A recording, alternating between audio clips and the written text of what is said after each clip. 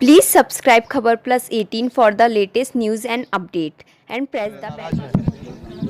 इस नौजवान बच्ची की जो मौत हुई उसके मास्टर की पिटाई के बाद उसके परिवार से मिला हूँ और मैंने उसके पिताजी से, उसके दादाजी से विस्तार में बातें करी और मुझे बड़ा दुख है कि एक मासूम बच्चा जो पढ़ाई करने स्कूल में जाता है, इस देश के आज आज़ाद हुए हमारे को 75 साल हो गए।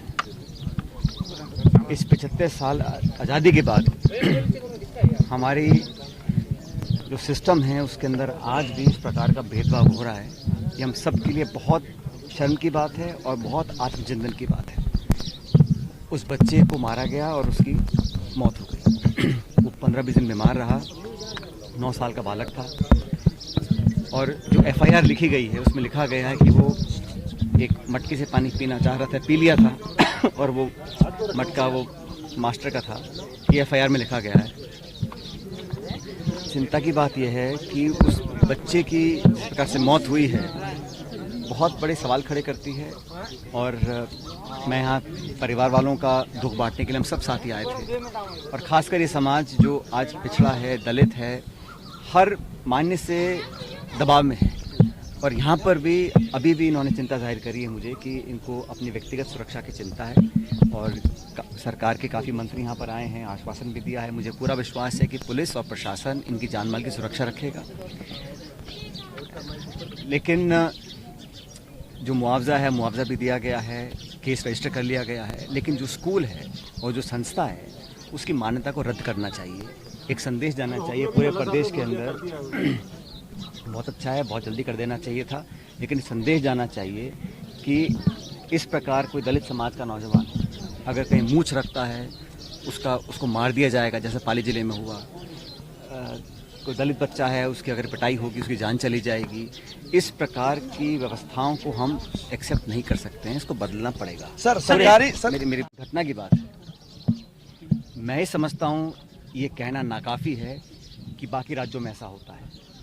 किसी राज्य में, किसी गांव में, किसी शहर में, किसी दलित, आदिवासी, गरीब, पिछड़े कोई भी व्यक्ति हो जो असहाय हो उसके साथ अगर ऐसा होता है तो उसको ज़ीरो टॉलरेंस करनी पड़ेगी। हम ये नहीं कह सकते कि बाकी राज्यों में हो रहा है तो यहाँ पर भी हो रहा है और हम वेट करते रहें कि अगला कब हादसा हो फिर हम कुछ एक्शन लें। हमें उस मानसिकता को पराजित करने के लिए कुछ कदम उठाने पड़ेंगे जो लोगों के जहन में है कि दलितों के साथ अत्याचार कर आप बच नहीं सकते।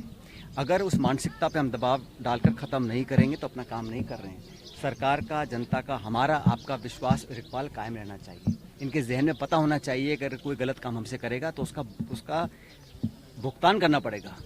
जब तक वो डर और वो कानून का एक जो डर होता है जहन में, अगर वो नहीं रहेगा तो फिर इस प्रकार घटना होती रहेंगी और हमें इसमें पूरा संकल्पित होना पड़ेगा। इसमें मैं राजनीति बिल्कुल नहीं करना चाहता हूँ, लेकिन मैं हमेशा जब भी किसी गरीब, दलित, आदिवासी के साथ अत्याचार हुआ है हम उसका दुख बांटने हमेशा गए हैं और मैं उम्मीद करता हूँ कि भविष्य में इस खुले माहौल में इस प्रकार का कोई दलितों के साथ अत्याचार कर सके, ऐसी हिम्मत किसी की ना हो। ये हमको प्रदर्शित करना पड़ेगा और हम सब लोग जिम्मेदार पदों पर बैठे हैं। इस सब की जिम्मेदारी है कि मिलकर लोगों का विश्वास जीता जाए, उनके मन में ये एक कॉन्फिडेंस कायम किया जाए कि इस प्रकार की हरकतों को, इस प्रकार के इंसिडेंट को हम कभी बर्दाश्त नहीं करेंगे। आज वो बच्चा चला गया है, वो वापस ज़िंदगी में द्वारा जीवित नहीं हो सकता, लेकिन एक उदाहरण बना सकते हैं। उसको जो परिवार को मदद करनी है, जो मुआवजा देना है, जो कार्रवाई करनी है।